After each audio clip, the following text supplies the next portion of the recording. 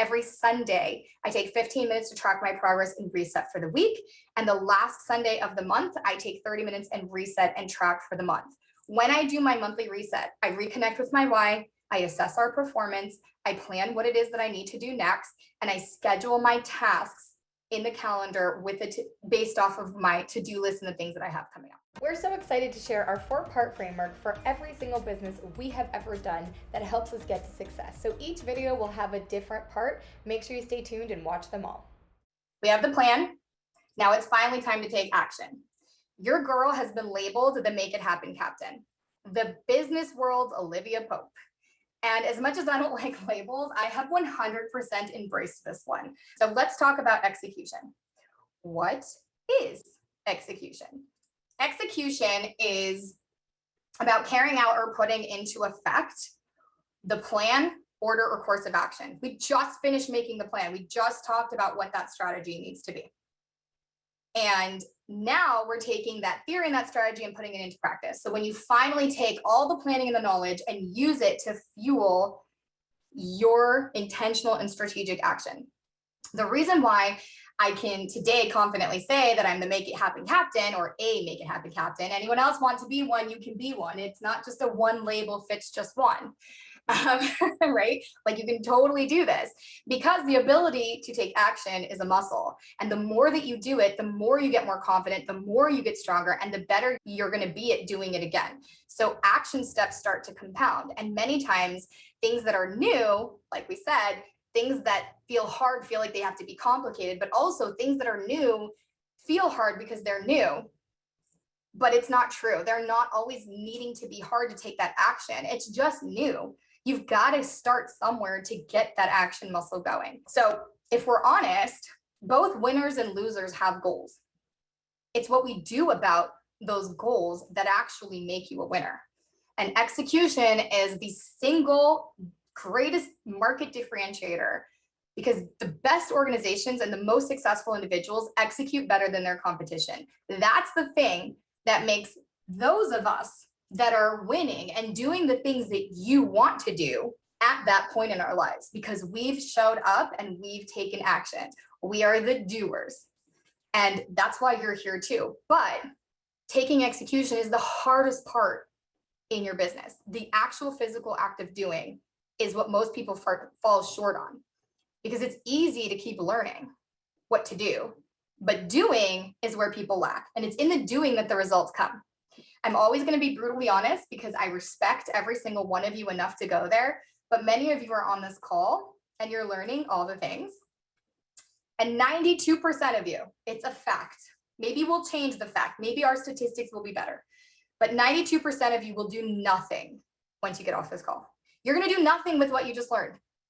You will have showed up, wasted your time you'll never get back again, just learning. It's the doers that win.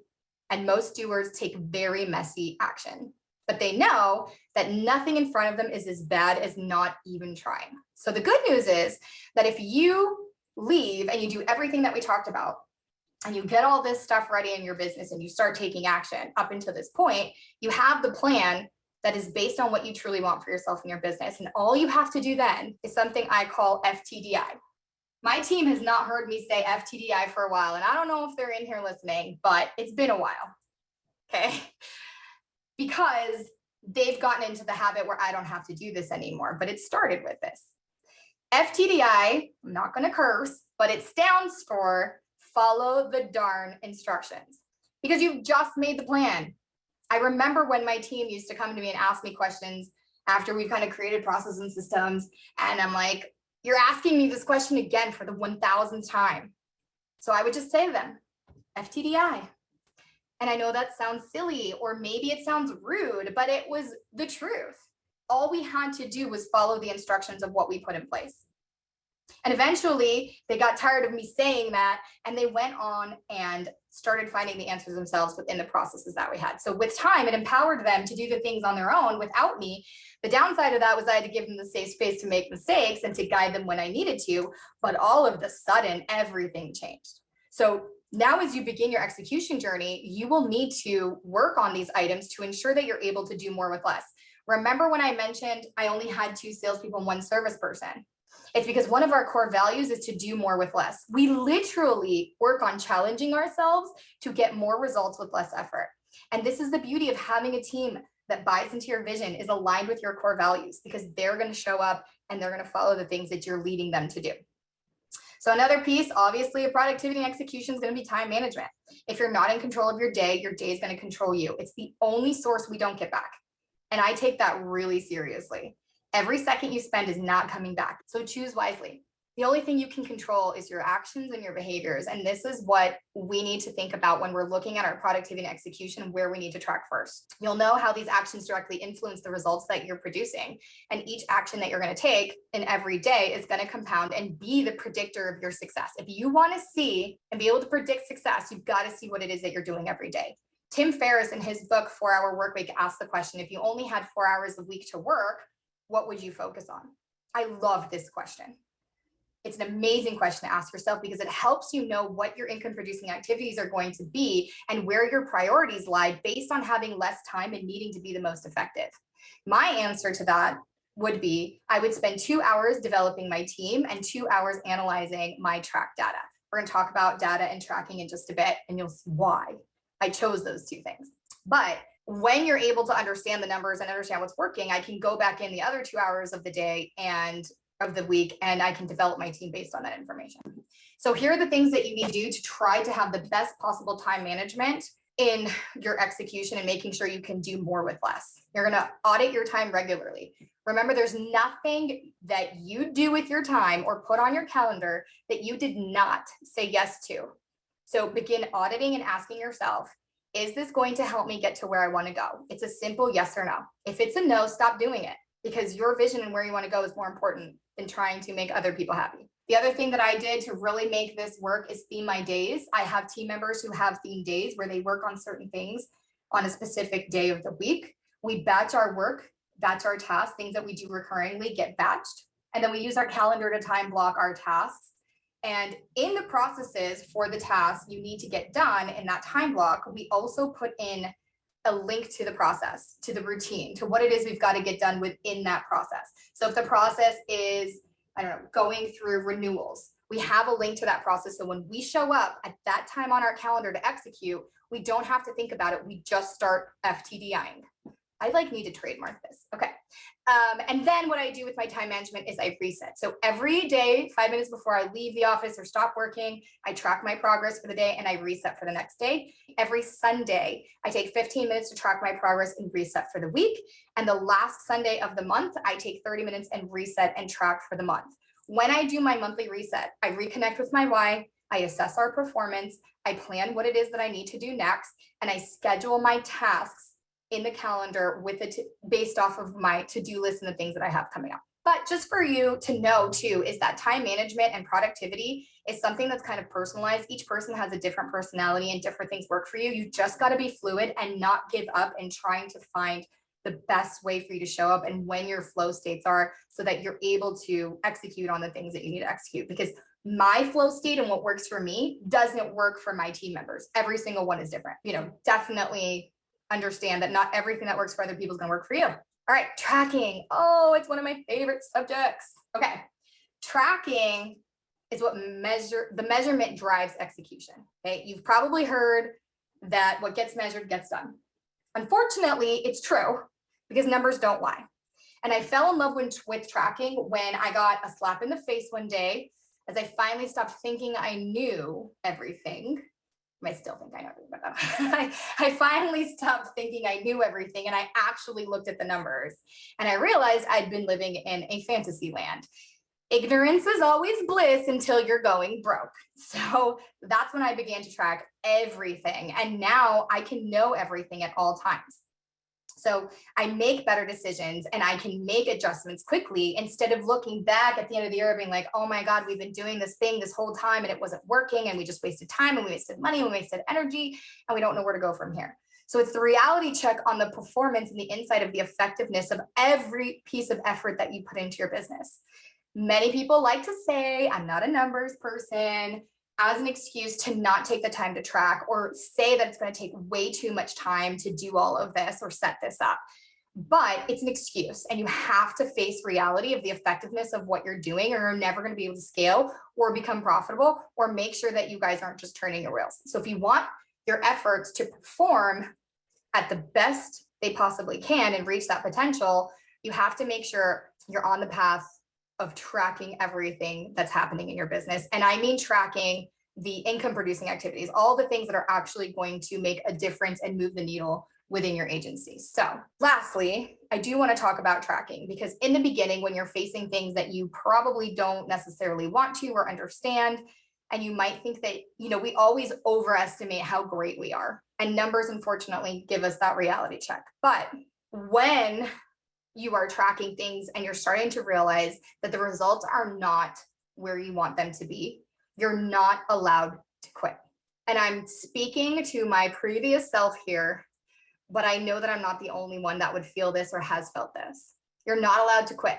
You got to go back to the drawing board, and you need to make a shift in the actions that you're doing. Most people, what they do is they try, fail, and quit. Instead, what you're going to do, because you're a doer, you're going to try, fail, adjust, try again, and you keep going until you get to where you want to go. I don't care how long it takes you.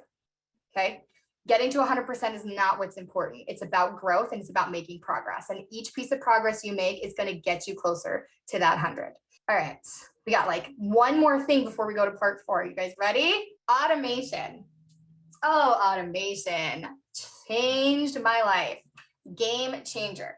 I thought automation for a while were just for the guys in the industry, because that's all they were talking about for a while. And I was like, what are these guys even talking about? This sounds so complicated. They're talking about like robots and things. No, automation is so much easier today than it has ever been. And I'm telling you, the day-to-day tasks that many of us do manually can be automated and allow you to do more with less. Remember that core value, more with less? Well, we found automation and we fell in love. There are so many things that actually can be automated, more than you probably can even think of. Things like managing your leads, sales follow-up, client retention, etc. 75% of our business is serviced. Our book of business is serviced with automations. 75% of our book. And it's a massive book size. I have one service person. It's had made her life so amazing, but it's also allowed me to run our business really lean, increase our profits, and be able to continue to scale. I'm not going to dive deep into automation because it's a lot about tech. However, I urge you to look into it, and I urge you to find out more. We do talk a lot about automation through all of our different channels and things like that. So if you're interested to find out more about that, you can absolutely get in touch with us. But next, okay. Accountability. This is the last piece of section 3. I know this has been a lot, but we had to dive into this and make sure that I was very, very adamant about talking to you about execution, since I'm the make it happen captain. Accountability is the last piece. And what I really learned was that accountability all starts with me, the leader. It's about each person taking responsibility. That's what accountability is. It's about taking responsibility. My biggest success has come from me giving ownership and me letting go of the ownership of the results and give it to my team. So my team brings the results that they are supposed to in their position. What the purpose of their position is to bring me these results. When I hire people, I ask questions like, this is the problem I have. How are you going to solve it? Here's what I need you to do. Tell me how you would do that. How would you figure this out? I need you to bring me results. That's what your position is for. And giving them the ownership. When it becomes about owning a position that they play within your business, and they understand how that position is going to affect everything else in the organization and also affect their stability, their income, their livelihood, then it makes it such a difference in the way they hold themselves accountable and how you have accountability within your business. So they will do what it takes and they will be accountable for the results, but the accountability starts with you, the leader. Not in the typical way you can think about accountability, or you might think about accountability where it's like micromanaging, but in the example you set, being true to your word, following through on your commitments, constantly growing and getting better, managing your time well, FTDIing, representing the brand, being consistent, and so on. I will tell you that by me just doing those things for me as the leader, my team has followed suit. And when you track your IPAs, your important measurements in your business, you're going to quickly be able to pull numbers, and it's going to help everyone stay in check on the results they own without having emotional or hard conversations, because the numbers are going to speak for themselves. And typically after a few months, my new team members or my team members just go in and they look at numbers themselves, because they can see where they are and they can figure out how they can do more action or the intentional strategic action to get the measurements and the numbers up that they're responsible for. Okay. I hope that we're moving into number 4, the last step of the framework, but tell me if all these pieces seem like they're coming together. We're almost till the end. I hope you're all with me. There I go with the ADD again. All right, anyways, here we go, part 4.